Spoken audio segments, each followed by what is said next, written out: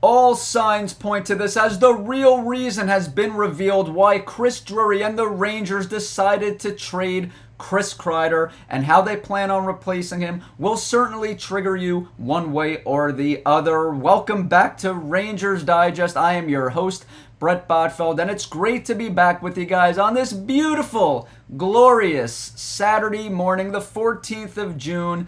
And guys, before I reveal the reason why Chris Drury decided to trade the longest tenured New York Ranger, a quick reminder that about 74% of you that currently watch these videos are unsubscribed, so please hit that free subscribe button down below so you can hang out with Darius and I as we continue to keep you updated on everything New York Rangers. But guys, I can't keep it in any longer. Let's hop right into the video. So we have some juicy reports coming out the entire week. The first one is from James Myrtle. He is a senior writer for The Athletic, and he says New York Rangers defensemen K'Andre Miller and Carson Soucy are both potentially available as the team looks for a blue line shakeup. And guys, things continue to get crazier and crazier after that. Next up, we have a tweet from New York Rangers Only. He goes on to quote a Larry Brooks article, who writes for the New York Post, and he is a Rangers insider, very in touch and in tune with the team. So New York Rangers Only goes on here to quote something that Larry Brooks said, which was extremely juicy and interesting.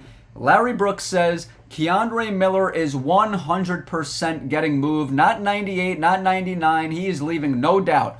100% getting moved. But what will the Rangers get for number 79? Well, Larry Brooks says that K'Andre Miller will be targeted with an offer sheet, likely an offer sheet that cost a team 1 first-round pick and 1 third-round pick. Now, the Rangers all of a sudden have a bunch of cap space after the Chris Kreider trade, which, as you guys know, was made official on Thursday. Darius and I have a video on that. Make sure you go check that out from Thursday. But the Rangers have nearly $15 million. Now, are they going to be competitive when it comes to an offer sheet? Well, let's move along right here. Frank Seravalli decided to chime in. He is an NHL insider, and here is his take on the K'Andre Miller offer sheet buzz. He says K'Andre Miller is not an authentic candidate in his mind for the offer sheet, but Will Cooley is. So guys, Larry Brooks is saying that K'Andre Miller is 100% gone. Now Frank Seravalli, premium NHL insider, is saying that K'Andre Miller is not an authentic candidate when it comes to the offer sheet. And now we have another breaking news report here. This is from Mark D'Amico. This is from yesterday. He goes on to say, and this is also an NHL insider, he says sources indicate to the RG media that Ivan Provorov is one of the New York Rangers' prime targets heading into July 1st, as well as Vladislav Gavrikov. New York Rangers are clearly looking to build up the left side of their blue line. That is no secret, folks, especially if they lose K'Andre Miller. He is a lefty defenseman, so the Rangers will have to do something about that. But after clearing $6.5 million in cap space and possibly more to come. So guys, there you have it. It's Ivan Provorov and Vladislav Gavrikov. Those are the prime targets now that the Rangers are officially ready to move on from K'Andre Miller. They have made that no secret. And guys, let's take a quick look at Ivan Provorov. And I want to give you guys a second to look at the stats from this past season. But yesterday, Darius and I were taking things from an offensive perspective. I broke down JJ Peterka. Darius did a great job talking about Marco Rossi. Make sure you check out those 2 videos from yesterday. Those were fun. But today we're going the defensive perspective here. We're taking a different approach, and we're talking about some defenders. And as you can see, the Rangers are locked in on Ivan Provorov. Let's just get the basic facts out of the way before we start to break him down further. He is 6'1". He is 28 years old. He will be 29 in season. Very important to keep that in mind, folks. And he is over 200 pounds. So, guys, I'm going to break down Ivan Provorov a bit further here. I'm going to talk about the good first. I'm going to make it very clear I am strongly against bringing in Ivan Provorov. But to give him a fair trial, let's start off with the positives. This player is extremely durable. You can see it right here. Go back to the stats. He played 82 games this past season. And not only that, the last 3 seasons, Ivan Provorov has suited up for all 82 games, which is certainly nothing to sneeze at, folks, because in the National Hockey League, this is an extremely grueling sport on a night-to-night basis. The regular season in and of itself is extremely grueling, but the postseason is just a whole nother animal. But this is a guy that you don't have to worry about. He is going to suit up every single night. He is also a player that's going to give you some offense as a defender. This past season, 33 points. Gives you a little bit of offense. The last thing about Provorov on the positives is he's pretty good when it comes to special teams. But guys, there is far too many negatives for me when it comes to analyzing Ivan Provorov. And I want nothing to do with this guy. All right? So as you can see here, this is from BlueSeatBlogs.com. They do a great job over there. If these are the Rangers' defense targets, he's referring to Ivan Provorov and Vladislav Gavrikov with the Chris Kreider and K'Andre Miller money, then we are in for a long, long stretch with Chris Drury as GM, and he absolutely nailed that. Because, guys, I'm not going to sit here and say Ivan Provorov is a terrible player, because he's not a terrible player.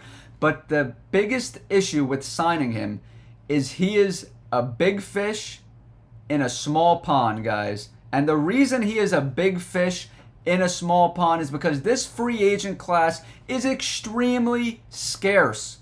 This is not a particularly, sorry guys, good class when it comes to free agency, especially on defense. Him and Gavrikov are 2 lefty defensemen, which the Rangers highly covet. So this is a big fish in a small pond, and let's face it, folks, the Rangers are desperate, especially if they move on from K'Andre Miller, who is coming off a terrible season, guys. This is a player that the past 3 seasons, he has gotten worse and worse and worse. I understand he's 25 years old, but the guy's been here a damn half a decade already. So please, I don't want to hear about 25 years old. This guy is a veteran. Half a decade, guys. On the decline.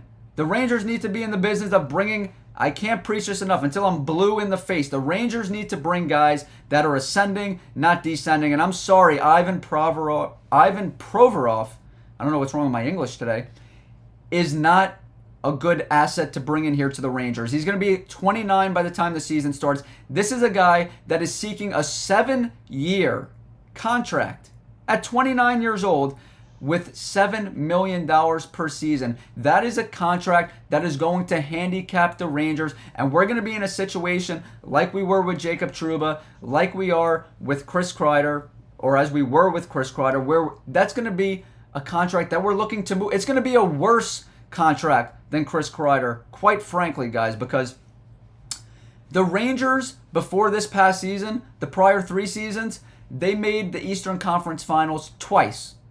Obviously, the year in between, they were eliminated in the first round by the New Jersey Devils. But Chris Kreider was a huge, huge contributor during those 3 seasons. Huge contributor. So when he was making $6.5 million during that 3-year span, it looked like a steal. The contribution the Rangers were getting was off the charts. Eastern Conference Finals appearance twice. But I'm telling you guys, the Rangers are not an Ivan Provorov or even a Vladislav Gavrikov away from a Stanley Cup. It's just a horrible contract, especially Provorov. 7 years for $7 million?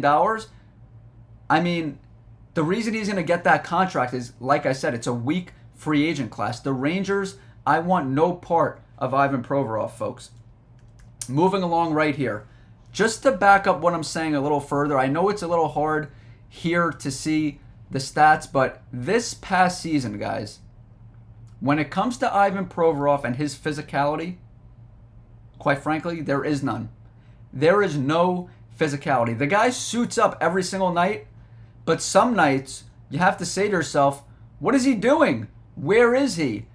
This guy is coming off his worst hit per game ratio of his career. This is a guy pushing 6'2", over 200 pounds, supposed to be a first-line defenseman. This is a guy that you want to pair with Adam Fox. This guy doesn't hit anybody. His hit per game ratio was 0.8. 0.3.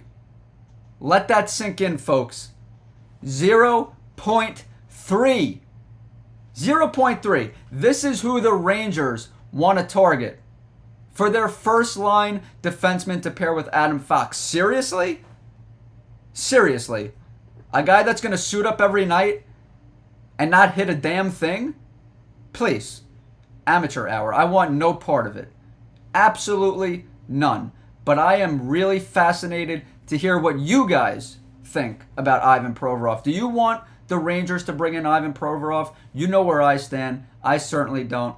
But that's going to do it here for today on Rangers Digest. I hope you guys enjoy the rest of your weekend. And if you haven't hit that free subscribe button down below, hit that subscribe button so you can stay up to date with everything New York Rangers.